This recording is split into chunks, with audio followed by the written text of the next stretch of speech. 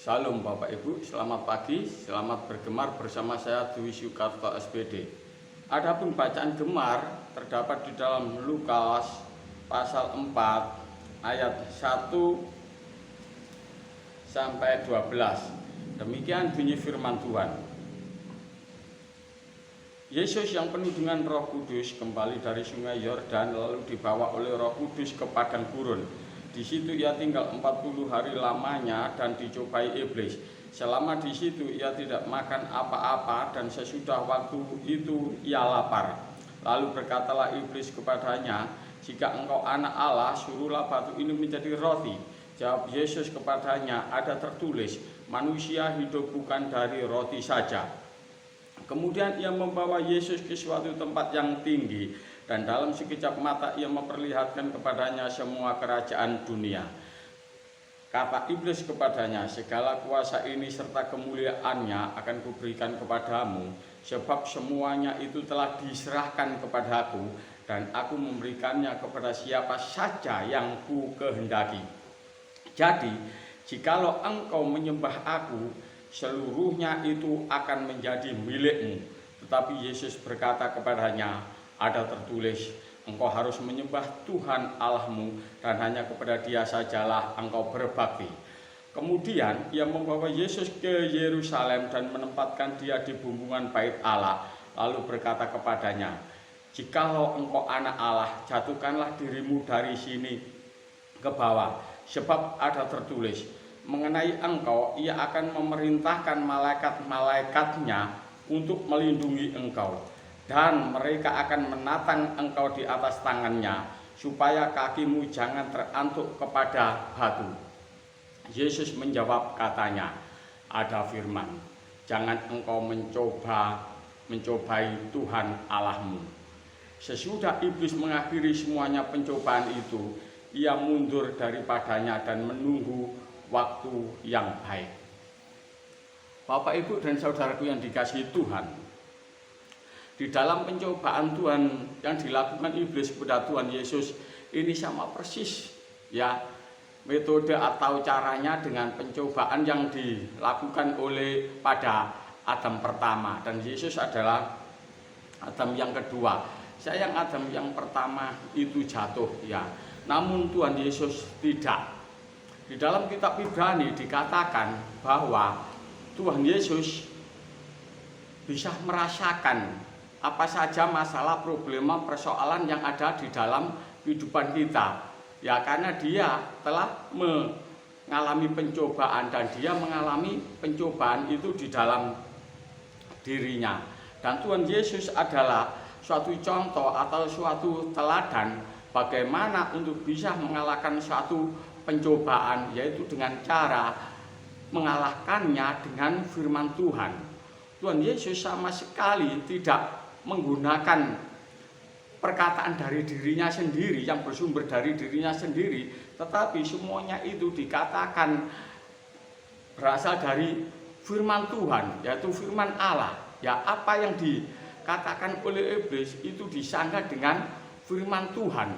Jadi firman Tuhan adalah merupakan alat. Firman Tuhan adalah merupakan metode bagaimana untuk bisa menaklukkan satu pencobaan ya.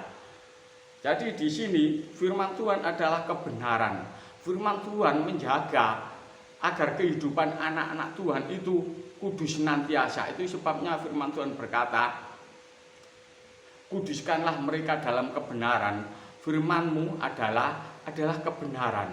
Jadi seseorang yang hidup di dalam kebenaran firman Tuhan seperti Tuhan Yesus Kristus, maka dia akan sanggup menghadapi segala pencobaan yang terjadi di dalam hidupnya. Karena apa saja yang terjadi di dalam hidup orang tersebut senantiasa ia bercermin kepada firman Tuhan. Pada saat seseorang mengalami pencobaan, masalah atau problema, persoalan di dalam hidupnya, dan ia senantiasa bercermin kepada firman Tuhan, bagaimana yang firman Tuhan itu katakan, maka ia menghidupi firman Tuhan tersebut di dalam dirinya, maka dia akan mengalami suatu kemenangan seperti Tuhan Yesus Kristus. Bapak Ibu, di dalam pencobaan yang dilakukan di dalam kehidupan Tuhan Yesus Kristus ini ada 3 hal, yaitu yang pertama pencobaan dalam pemenuhan kebutuhan jasmani, di mana Tuhan Yesus Kristus dicobai untuk menjadikan batu menjadi roti, seperti Adam. Ya, Adam melihat buah ini baik untuk dimakan. Ya, dan Tuhan Yesus juga dihadapkan pada satu pemenuhan kebutuhan jasmani, yaitu pada saat ia lapar. Ya, ia dihadapkan pada kebutuhan jasmani, yaitu makan. Namun Tuhan Yesus menjawab kepada iblis ini, yaitu manusia bukan hidup dari roti saja. Artinya apa, Bapak Ibu?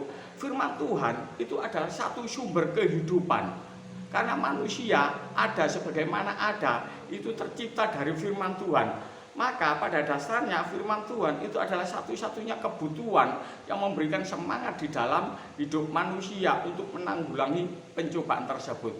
Pencobaan yang kedua yaitu berbicara mengenai ambisi, ya, ambisi duniawi. Ambisi duniawi ini, yaitu ini adalah pencobaan di mana kehormatan diberikan di dalam kehidupan Tuhan Yesus Kristus. Semuanya itu akan kuberikan kepadamu.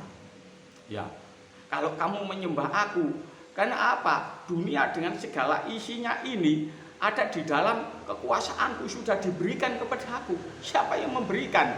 Kepada iblis, yaitu manusia. Karena pada dasarnya Bapak Ibu, seluruh isi dunia jagat raya ini diberikan oleh Bapa kepada manusia, diberikan oleh Tuhan kepada manusia untuk mengelola, untuk menguasainya. Tapi setelah manusia jatuh dalam dosa, maka dunia ini diberikan kepada iblis dan dunia ini menjadi dunia yang terkutuk. Ya, itu sebabnya Bapak Ibu, tidak ada gunanya seseorang memiliki seluruh dunia ini. Kan apa? Dunia ini akan dijadikan limnetopuros, akan dijadikan danau api, talasa atau lautan api, di mana dunia ini adalah dunia terkutuk. Nanti inilah yang menjadi neraka bagi iblis. Ya, begitu juga neraka bagi pengikutnya. Jadi ini harus ditolak. Ambisi duniawi ini tidak boleh ada di dalam kehidupan kita. Kalau toh kita memiliki seluruh dunia ini, Bapak Ibu, tidak bisa menambah sehasta saja usia kita. Lalu pencobaan yang ketiga yaitu berbicara mengenai peningkatan rohani. Peningkatan rohani, ya, pada saat Adam dihadapkan pada peningkatan rohani mengenai kamu nanti akan menjadi sama seperti Allah, maka dia jatuh karena Adam ingin seperti Allah. Ya, dan Tuhan Yesus Kristus dihadapkan pada satu pencobaan.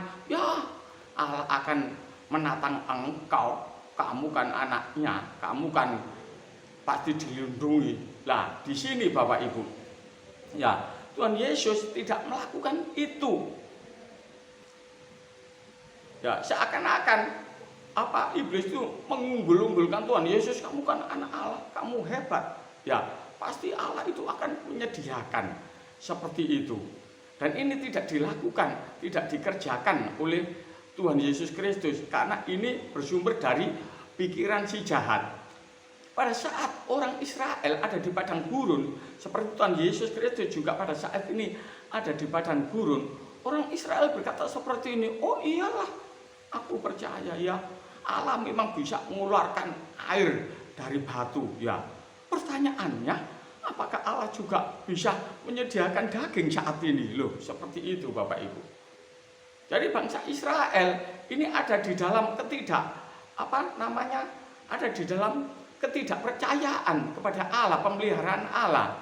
Ya, itu berarti ia tidak percaya kepada Allah.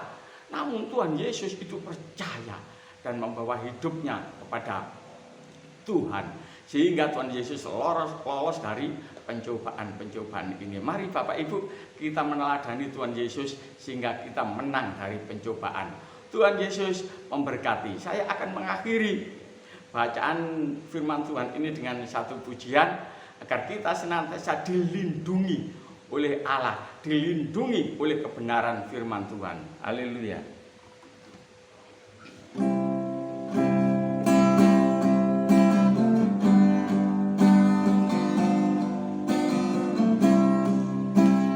Lindungi aku, Bapa, ku tak dapat jalan sendiri, ya Bapa. Kau perlindunganku, perlindunganku. Pegang tanganku, pegang tanganku, pegang tanganku. Lindungi aku, lindungi aku sampai di rumahmu. Bapa, kami mengucap syukur dengan kebenaran firman Tuhan ini, dan kami mau menghidupi kebenaran firman Tuhan ini seperti Tuhan Yesus menghidupi firman Tuhan, begitu juga kami. Terpujilah Tuhan Yesus, haleluya, amin. Demikianlah Bapak Ibu Gemar, Allah memberkati kita semua, haleluya, amin.